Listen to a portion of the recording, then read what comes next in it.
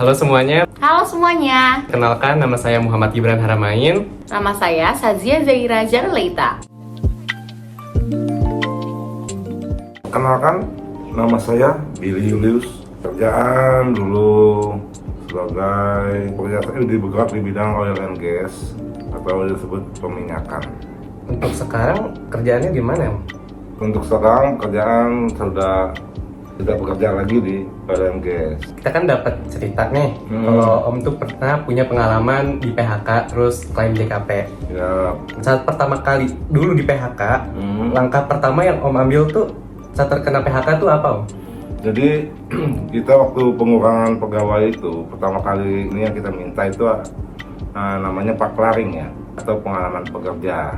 Jadi dari perusahaan itu kita minta surat pengalaman bekerja. Oh iya. Setelah kita mendapat pengurangan pegawai, pengalaman kerja itu ternyata bermanfaat untuk nanti penjelasan kontennya mengklaim ke JKP. Dalam mengklaim JKP itu cara-caranya bagaimana sih Om?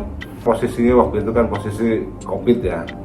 Jadi waktu itu kita ada namanya ngeklaim itu lewat jalur online. Ngeklaimnya itu ada syarat-syaratnya nggak? Caranya biar cair gitu? Ya itu ada semua. Jadi yang utama itu ternyata yang kita butuhkan itu paklaring itu, pengalaman kerja. Iya, paklaring tadi. Ya, untuk memastikan kita bahwa benar gitu, kita putus dengan perusahaan itu. Tapi selama mencoba mengklaim itu, Om pernah mengalami kendala nggak sih? Waktu klaim itu sebenarnya tidak ada kendala. Cuma paling kendalanya itu kita tidak tahu berapa semuanya itu aja ngeklaimnya itu. Cara ngeklaimnya itu jumlahnya tuh kita nggak tahu. Jadi jumlahnya yang Ya, tahu ya. nggak tahu. Tapi dari klaim JKP ini Om udah ngerasain manfaatnya ya? Ya, Ya. Terima kasih Om atas segala penjelasannya, pengalaman-pengalaman yang tadi berikan. Semoga bisa bermanfaat buat kita yang belum tahu juga nih. Ya, sekian dari saya, kurang lebih mohon maaf. Taufik walhidayah. Wassalamualaikum warahmatullahi wabarakatuh. Waalaikumsalam warahmatullahi wabarakatuh.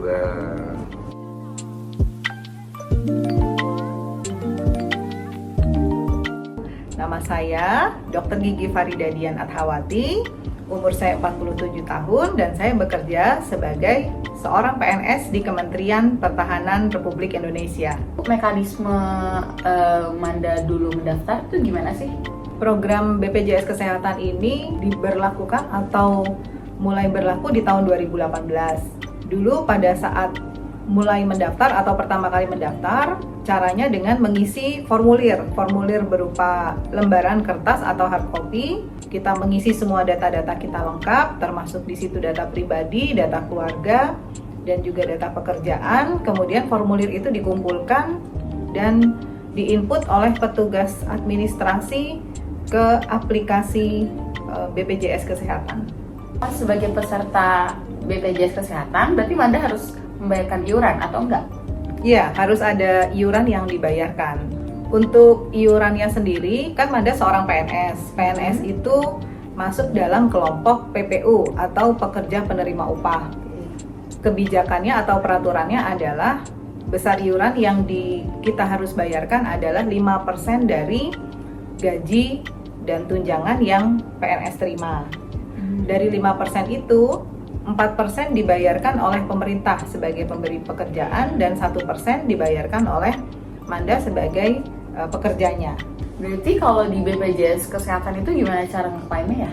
Kalau di dalam program BPJS Kesehatan tidak ada istilah atau tidak ada proses klaim karena kita mendapat pelayanan langsung mulai dari fasilitas kesehatan pertama, kemudian bila dibutuhkan akan dirujuk ke tingkat kedua sampai tingkat ketiga bila dibutuhkan. Jadi tidak perlu menggunakan proses atau pengajuan klaim. Ada kendala nggak Manda semenjak Manda menjadi peserta BPJS Kesehatan? Kendala hampir tidak ada karena semua prosedur atau prosesnya sudah menggunakan sistem online. Jadi itu sangat memudahkan, mulai dari antrian online, kemudian rujukan online, sampai dengan pada saat kita diberi pelayanan juga menggunakan rekam medis online. Jadi tidak perlu menunggu atau mengantri terlalu lama.